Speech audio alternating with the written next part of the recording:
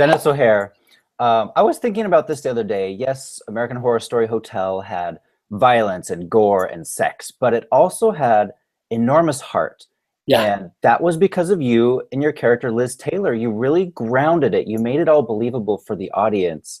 So I guess my question is, how did you do that? How did you pull this off? I shaved my head. That's it.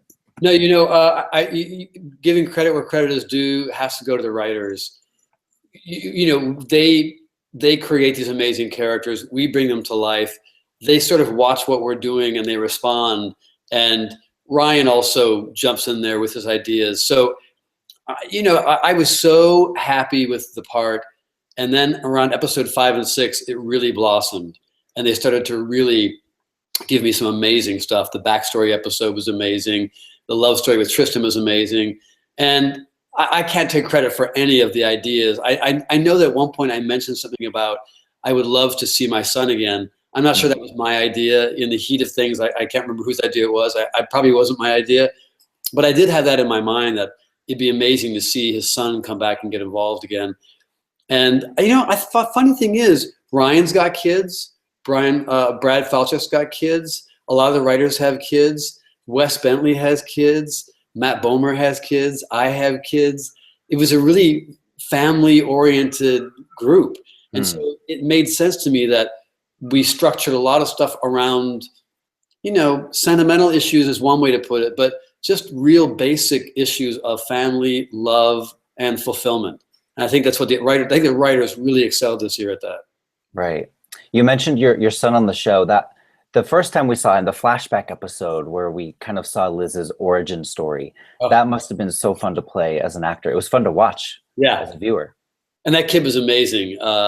It was such a painful little scene with the disconnect between all the family members, the wife busy in the kitchen, him, staring at the TV, and the kid trying to get his attention. And as a parent, it's really heartbreaking doing it. I mean, it was fun to do, but it was really, really heartbreaking. And I think that's the thing that was so amazing about this season. It's always true about American Horror Story. We're not just genre. We're not just doing crazy stuff. It's always about real people, real vampires or real ghosts, real freaks. But it's real characters who are really struggling with basic human emotions. And as actors, we have to go there in every one of these scenes. Liz Taylor. I put a hat on. Sorry, I realized I have no hats. I gotta put a hat on. I love it. This is great for the next question. I was going to ask Liz Taylor. She had this affinity for these beautiful dresses and the beautiful makeup. Why do you think she didn't wear wigs? We talked about that early on, and our hairdresser Monty was desperate to get me in a wig because Monty and I have worked together for 4 seasons now, and he's always done my hair. And he was like, "What? I'm not going to get to do your hair." So he was desperate to get me in a wig. And but I think from Ryan's point of view and the other writers, it was a form of honesty. This is a character who has nothing to hide. She absolutely was who she was. She wasn't asking for approval. She wasn't asking for tolerance. She wasn't asking for anyone's opinion. She was who she was. And part of that was just shaving her head and just letting it all hang out. And I loved it. I loved it. I talked to you a little bit at the Paley Festival last month about choosing an Emmy episode.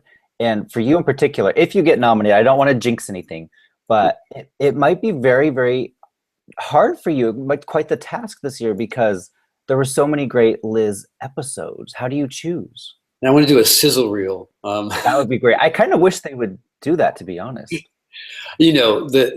The thing about sitting through an episode of any of our show is that it's fun. So if you're going to watch my episode, you're also going to see amazing work from Kathy Bates and amazing work from Stephanie and amazing work from Sarah Paulson and Evan Peters. So it's no torture to have to sit through an episode.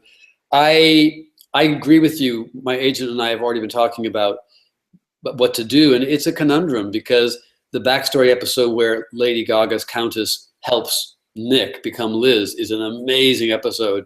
But then so is the love scene between Tristan and Liz and the whole death scene. That's an incredible sort of mini opera. And then of course the very last scene of the very last episode of the series where Liz is ushered into her new life. It was such an incredible episode for me because we got to watch Liz become the power broker, the corporate CEO, the mom, the grandmother. It was this crazy episode. And so I'm totally torn. Maybe we'll have to do like a Twitter thing where I'll just get everyone to vote. And, yeah, we could do a poll or something and give like 3 or 4 options and see what people think. Yeah. I have to change hats again. Sorry. I have to just, can never be too still. Yes. Take off the glasses for a second. So it's like I'm interviewing many, many different versions of Dennis right now. Just like American Horror Story. Yeah. So in case people haven't watched it, this is the spoiler warning part. Yeah. So turn off or mute your phones or whatever, your computers, because I do want to talk about the death scene a little bit. It was such a great moment. All of the characters, all the actors were around you. Yeah. What was it like filming that moment? Yeah, that was really intense. It so happened that we had shot the big meeting of the ghost scene in the bar the day before. So there's a scene in the same episode where all the ghosts are brought together, and we basically, Kathy and I tell them, stop killing the guests, and which I love. And March has that amazing speech. Evan Peters had that crazy, great speech. And we shot that the day before, and that's a whole day, and it was fun, and we were all together. And then the very next day, we were all together again to shoot that scene. It was really devastating. It was crazy how emotional that was. It also happened to be Stephanie's last day, Lady Gaga's last day of shooting. So she was bringing this incredible, ball of energy into the room. I know Sarah Paulson for years. I love her. I love her work. I know Cheyenne is a friend of mine. To have those two people staring into my eyes during the scene and they're bringing their incredible work, it was really difficult. It was a really crazily difficult scene. It was sort of reflected reality. Here we were in episode 12, moving out of this season. Here I am putting to rest a character that's, for me, has been one of the great characters of my career. It all comes to play. It's all sort of dovetails in. It's really, really supercharged. I watch, a million hours of TV every year, and I think that death scene was really different and special. I really enjoyed it. Everyone, the writers, the director, it was just perfect. Yeah. Back to, you mentioned Tristan a little bit ago, Liz and Tristan. I think you had said at Paley Fest that in your career, you had never really played a character that was so in love before. I want to know what it was like working so closely with Finn Wittrock with such vulnerable scenes and moments. Finn's a great actor. He's a great guy. We both come from theater and from and film and TV, and there's a certain sort of professionalism you bring to it. We get in there, you do your thing. We're both naked or almost naked. You got to lock lips. You got to figure out where to put your hands. The director was great, and we both just went for it, and with absolutely no embarrassment and no sort of negotiation. You just go for it. And those scenes, the love scene was sort of like being in a fugal state. I really, really, really felt like that was reality for a while. That relationship was so unlikely, but so strong. And for Tristan, it's somebody who respected him and treated him as an intelligent person and not just a piece of meat. And for Liz, it was somebody who saw through to her essence, somebody who could see beyond all the confusion of what she may have been. And even acting in those scenes, it was really, really kind of special. It was a beautifully written scene. And I don't know, it was kind of heartbreaking to do that. We, of course, shot that scene back to back with the death scene the next day. Right. That was another one of those 1-2 punches. I was so worn out by the end of that week, just crazy. But it was great, great, great writing. And it was a true love scene. It wasn't the sex scene. It was a true love scene. And I love that for it. And you had so many great scenes with Kathy Bates this year. Yeah. After, I think in Coven, you didn't really interact with her. In Freak Show, you didn't really interact with her a lot. Very little. So this time, I mean, you guys were best buddies on the set, I imagine. What was it like working with Kathy Bates? I have to change hats to talk about Kathy Bates. So hold on, here we go. Something a little more,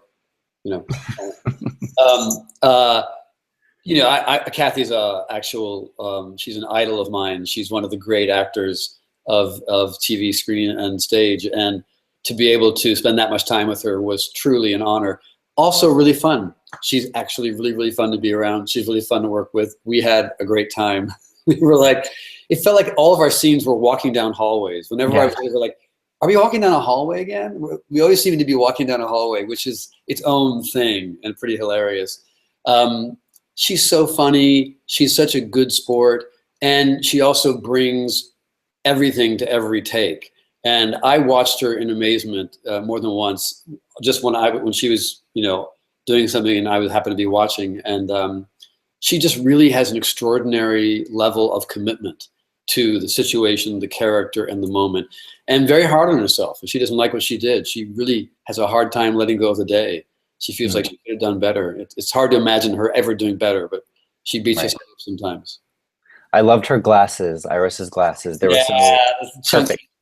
I mean, you know, got to give it to American Horror Story just for production values, costume, and makeup.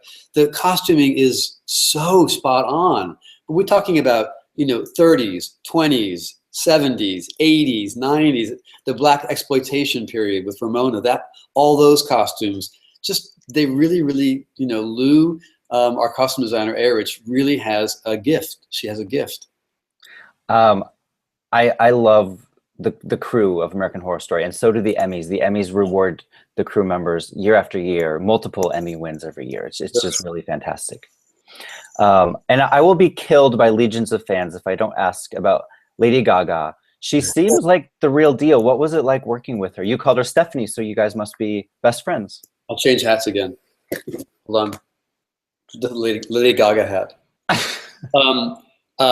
You know, I think we all came to those first days with trepidation. Who knows what she's going to be like? Who knows what energy she'll bring on set? Who knows if she'll, I don't know, demand a closed set or demand not to be talked to? And from word go, she was one of us. Crazy, just totally down to earth. She had a big party for us to sort of break the ice at her place in Malibu, and that was a really smart thing. It was also great for us to be together as a cast in a social situation. I have very fond memories of dancing wildly with Angela Bassett and Sarah Paulson and Finn. It was a very fun evening, and I gave a ride home to Emma and Evan. And on set, she was also incredibly cool. I remember one time they're filming, and she's sitting up on set amidst all the extras and background people, and not trying to hide away and not trying to be special, just totally in it. Every scene, she brought an incredible fierceness, point of view, opinion, and passion. I think, you know, the highest compliment I give to another actor is that they make you better. And she did that. And I mean, Liz Taylor was so great, but if you could have played any other character from Hotel, man or woman, who would it have been? Wow. I mean, it is hard to imagine because I love Liz so much. It's a complete character, and she's sort of firmly embedded in my heart. I thought the only other character I would truly attracted to would be Mr. March, just because that's my normal bailiwick, the sort of really twisted, demonic. But I can't imagine doing a better job than Evan Peters. So he was great. I wouldn't want to go head to head with Evan. He did an extraordinary job in that part this year. And before we go, I'm such a big Good Wife fan. I was so happy to see you return 2 or 3 weeks ago. At all. And was that your final appearance? Because the show is ending in a month. That was my final turn as Judge Abernathy. It's funny, I did the second episode ever after the pilot. So they shot the pilot, and then I ended up shooting Judge Abernathy. And from the beginning, I was one of those characters who, like Liz, I sort of had an innate connection with. He's very liberal. I'm very liberal. I think he's goofier than I am and a little more befuddled than I am. But in that last episode, I was trying to think back to the initial impulse of the character, and I thought, you know what? It's been 7 years. He's changed. He's grown. He's not the same judge he was when he first stepped on the bench. He's not as out of his element. He's not as daffy and goofy. And he has gotten a little more sort of angry about the state of the world. And the fact that the last episode was about gun control was sort of a gift to me, because it's one of my obsessions is gun control. And I love the fact that I got to have that episode. You know, he ruled against his own beliefs and yet found a way to give something to Blair Underwood's character as a sop to allow him to keep his anti-gun sign up. And I thought it was just brilliantly written. I love the show. I'll miss it so much. Yeah, I'll miss it tremendously. I hope they do some kind of a. I had to hang up my robes. I had to hang up my Liz robes. I had to hang up my Abernathy robes. It's too much. It's too much. I want a spin-off, some kind of a Good Wife spin-off. It needs to happen. That'd be fun. So before we go, this is the final question. If you have a goodbye hat, what do we know? I saved one. Yes. What do we know about next season? I imagine the answer is nothing. But you will be in it. Is that right? Oh, I know everything. Oh. I know everything. I know that I'm lying. I don't know anything. This is American Horror Story. Why would we know anything? I don't. You know, they've approached me. We're in talks right now. I would love to come back. I can't imagine I won't come back. That being said, we haven't announced anything yet.